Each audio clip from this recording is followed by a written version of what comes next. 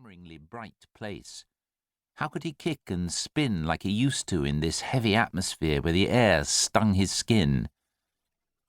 Yesterday, he had thought he was dying. Perhaps he was right, and this was what happened.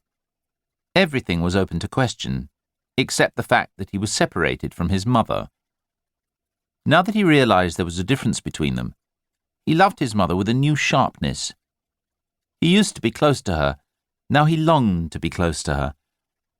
The first taste of longing was the saddest thing in the world.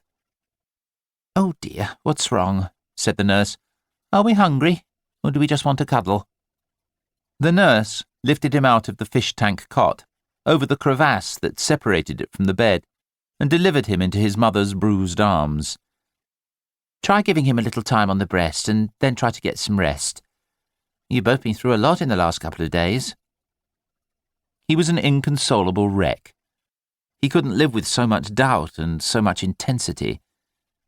He vomited colostrum over his mother, and then in the hazy moment of emptiness that followed, he caught sight of the curtains bulging with light. They held his attention.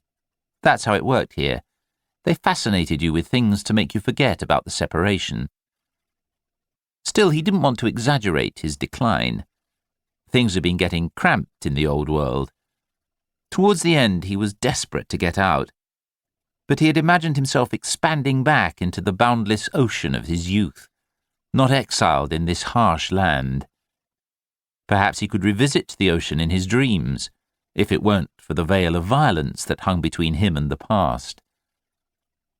He was drifting into the syrupy borders of sleep, not knowing whether it would take him into the floating world or back to the butchery of the birth room. "Poor Baba.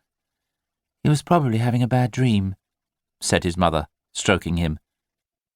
His crying started to break up and fade. She kissed him on the forehead, and he realized that although they didn't share a body anymore, they still had the same thoughts and the same feelings. He shuddered with relief and stared at the curtains, watching the light flow. He must have been asleep for a while, because his father had arrived and was already locked onto something. He couldn't stop talking.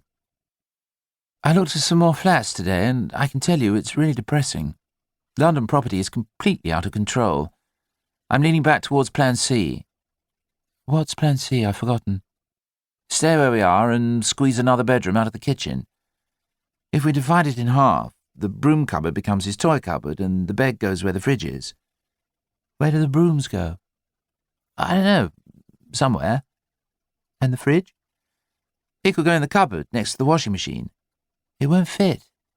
"How do you know?" "I just know. Anyway, we'll work it out. I'm just trying to be practical. Everything changes when you have a baby." His father leant closer, whispering, "There's always Scotland."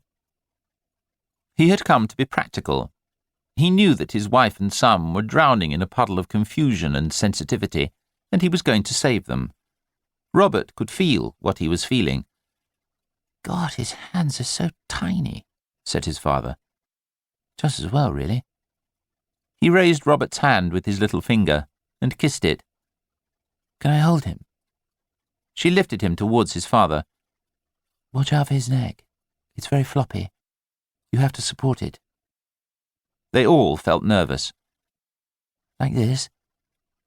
His father's hand edged up his spine, took over from his mother, and slipped under Robert's head. Robert tried to keep calm. He didn't want his parents to get upset. "Sort of. I don't really know either." "Ah. How come we're allowed to do this without a license? You can't have a dog or a television without a license. Maybe we can learn from the maternity nurse. What's her name?" "Margaret." "By the way, where is Margaret going to sleep on the night before we go to my mother's?" "She says she's perfectly happy on the sofa." "I wonder if the sofa feels the same way." "Don't be mean. She's on a chemical diet." "How exciting. I hadn't seen her in that light." "She's had a lot of experience." "Haven't we all? With babies." "Oh, babies." His father scraped Robert's cheek with his stubble and made a kissing sound in his ear. "But we adore him," said his mother, her eyes swimming with